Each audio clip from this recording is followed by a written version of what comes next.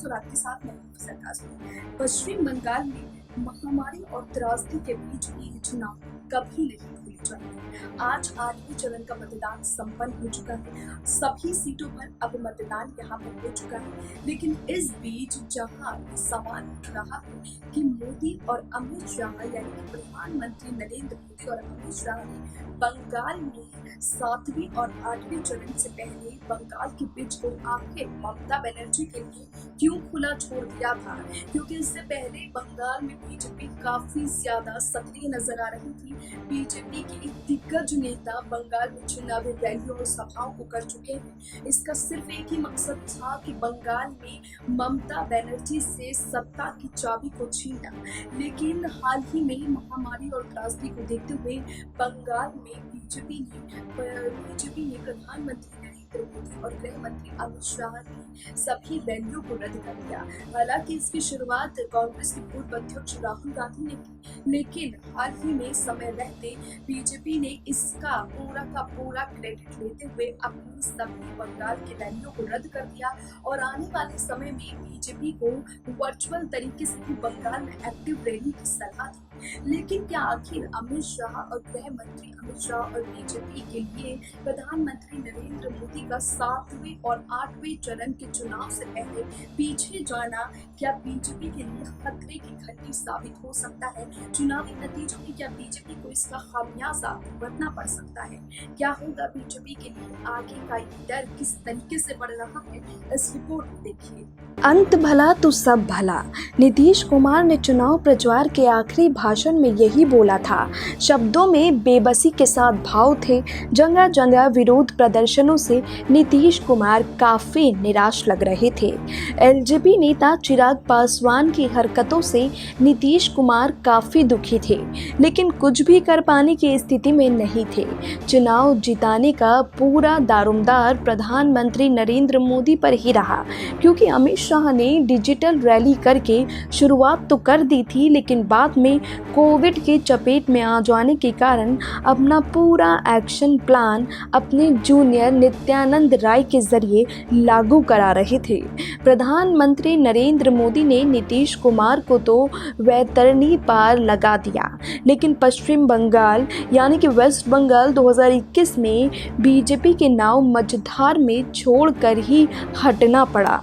कोविड-19 के बढ़ते खतरे को देखते हुए बीजेपी दबाव में आ गई और मोदी के साथ साथ केंद्रीय गृह मंत्री अमित शाह की रैलियां भी रद्द करनी पड़ी। नीतीश कुमार की तरह आखिरी रैली में वो बात तो कहने का भी मौका नहीं मिला। सवाल ये है कि मोदी और शाह ने ये जोखिम उठाया ही क्यों? अगर ये जोखिम उठाया भी तो बीजेपी की तरफ से उसका कोई राजनीतिक रास्ता क्यों नहीं निकाला गया? कोविड की परवाह किए बगैर जब बीजेपी नेतृत्व इतना आगे बढ़ ही चुका था, तो आखिरी दौर में ममता बनर्जी के लिए खुला मैदान क्यों छोड़ दिया गया? आखिर क्यों बीजेपी ने इतना बड़ा जोखिम मोल ले लिया है? दरअसल देश भर में बेकाबू हो चुके कोरोना संकट के लिए प्रधानमंत्री नरेंद्र मोदी सभी के निशाने पर हैं। विदेशी मीडिया भी भारत में कोरोना के इस कदर फैलने के लिए हरिद्वार के कुंभ और विधानसभा चुनाव में बड़ी बड़ी रैलियों को जिम्मेदार मान रहा है।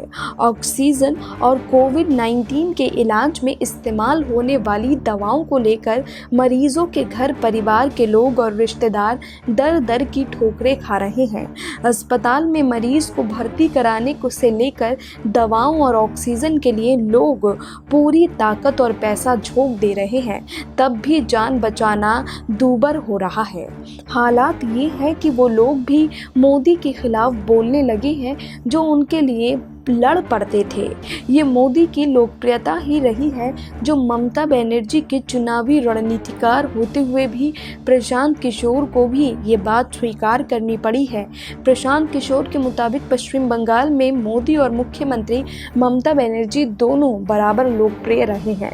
देखा जाए तो ममता बनर्जी का भी मोदी के बराबर ही लोकप्रिय होना उनकी राजनीतिक सेहत के लिए अच्छा नहीं है। लोगों के गुस्से की कौन कहे? यहाँ तक कि बीजेपी के बड़े बड़े नेता भी डर गए हैं, क्योंकि वो किसी की मदद कर पाने की स्थिति में इस समय नहीं है। बीजेपी नेता भी मान रहे हैं कि ना तो वो अपने इलाके के लोगों की और ना ही कार्यकर्ताओं की कोरोना संकट में मदद कर पाने की स्थिति में खुद को पा रहे हैं। दरअसल पश्चिम बंगाल में 4 चरणों तक तो सब ठीक ठाक चला, लेकिन 5वें चरण की रैली करने के बाद कांग्रेस नेता राहुल गांधी ने आगे आके अपनी सभी चुनावी रैलियों को कोविड के कारण रद्द करने की घोषणा कर दी।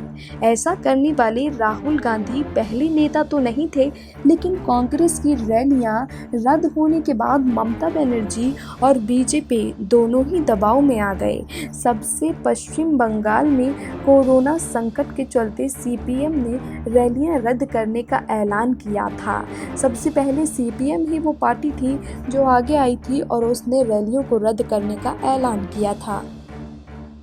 राहुल गांधी के बाद ममता बनर्जी ने भी कोलकाता में रैली ना करने का ऐलान किया और फिर छोटी रैलियों पर फोकस हो गई। सीपीएम ने तो पहले ही कह रखा था कि उनके नेता या तो घर घर संपर्क करेंगे या फिर सोशल मीडिया के जरिए।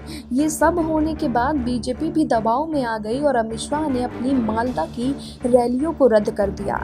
शाह के बाद प्रधानमंत्री नरेंद्र मोदी ने भी अपना पश्चिम बंगाल दौरा रद्द कर दिया। हालांकि वर्चुअल रैलियों को संबोधित जरूर किया गया था। वर्चुअल रैलियों की पहुंच तो होती है, लेकिन जब राजनीतिक विरोधी मैदान में डटा हो तो काउंटर करना काफी मुश्किल होता है और आखिरी दौर के चुनाव में बीजेपी के साथ ऐसा ही हुआ।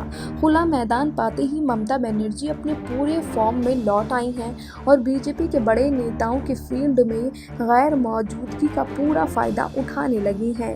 ये तो नहीं कह सकते कि बीजेपी ने मैदान ही खाली कर दिया है, क्योंकि दिलीप घोष, कैलाश विजयवर्गीय, मुकुल रॉय, शुभेंदु अधिकारी, बाबुल सुप्रियो जैसे बंगाल बीजेपी के नेता तो मैदान में डटे हुए ही हैं, लेकिन मोदी और शाह के ना होने का फर्क तो पड़ता ही है। मौके का फायदा हुए ममता बनर्जी पश्चिम बंगाल में कोविड फैलाने के लिए प्रधानमंत्री मोदी और उनके साथियों को जिम्मेदार बताने लगी हैं।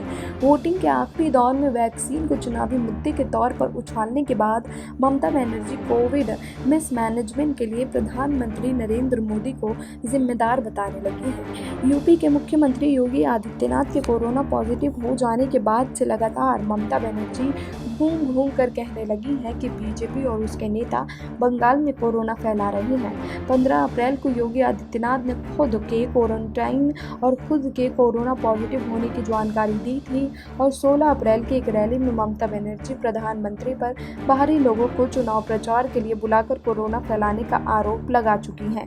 रैली को संबोधित करते हुए ममता बनर्जी ने कहा था कि 5-6 महीने तक स्थिति ठीक ठाक रही। मोदी जी वैक्सीन देकर सबको बचा सकते थे, लेकिन वो ऐसा क्यों नहीं करेंगे। अब वे हजारों बाहरी लोगों को बंगाल बुला रहे हैं और वे कोरोना वायरस फैला रहे हैं और यहाँ पर कोरोना वायरस उन्हीं के आदेशों पर फैला है। वहीं चुनाव आयोग रैलियों में लोगों की भीड़ को लेकर कई अदालतों के निशाने पर आ गया है। पहले कलकत्ता हाई कोर्ट ने कोविड प्रोटोकॉल को लेकर सख्ती दिखाई और उसके बाद मद्रास हाई कोर्ट ने तो ज्यादा ही गुस्सा दिखा दिया। मद्रास हाई कोर्ट के मुख्य न्यायाधीश संजीव बनर्जी ने चुनाव आयोग के वकील से कहा कि कोरोना की दूसरी लहर के लिए केवल चुनाव आयोग ही जिम्मेदार है। इसके लिए केवल चुनाव आयोग पर ही निशाना साधा जा रहा है। लेकिन अब जिस तरीके से मोदी और शाह बंगाल की सियासत से पीछे हट गए हैं, अब देखना होगा कि चुनावी नतीजों में अगर बीजेपी बंगाल हार जाती है तो इसका खामियाजा पार्टी को कहां तक भुगतना पड़ेगा। अब ये तो खैर चुनावी नतीजे ही बताएंगे कि आने वाले समय में बीजेपी के लिए बंगाल की सियासत और सत्ता तक पहुंचना कितना मुश्किल और असफल होता है, या फिर बीजेपी अच्छी खासी सीटों पर यहाँ कब्जा जमा पाती है। नहीं, लेकिन देश और दुनिया की तमाम खबरों के लिए आप जुड़े रहिए।